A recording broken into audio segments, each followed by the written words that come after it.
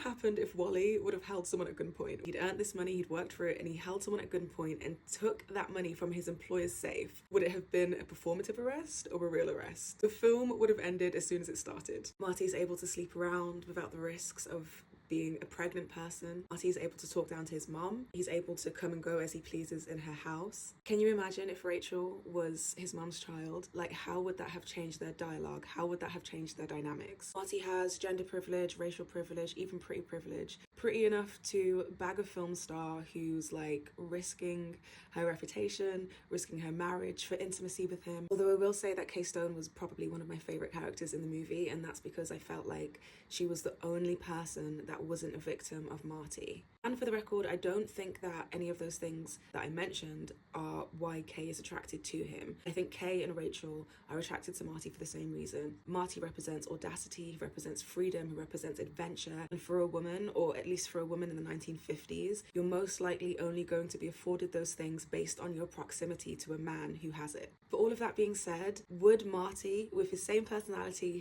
his same thirst for life, his same sense for adventure, his same audacity, would he have been able to bag her if he looks like Murray? I think not, so let me just add youth privilege to that list as well. So my point is this: the film's central theme seems to be relentless ambition from an underdog, but his rate of success to overcome any of those challenges is directly connected to all of the privileges that he didn't earn, and that is never addressed. Yeah, Marty didn't get to the championships, but Marty is in pursuit of the championships for the whole film, but he's in pursuit of the championships because he thinks that winning the championships is going to give him pride. And he still gains his pride in an alternative way. He still gets his win in an alternative way. And once he does win, he's overcome. He's like washed with vulnerability. He's human for the first time. He's soft for the first time. He breaks his bravado for the first time. But if all of those things only come after his win, then it kind of positions all of the people that we met along this adventure, all of the people who got sucked into his orbit of chaos and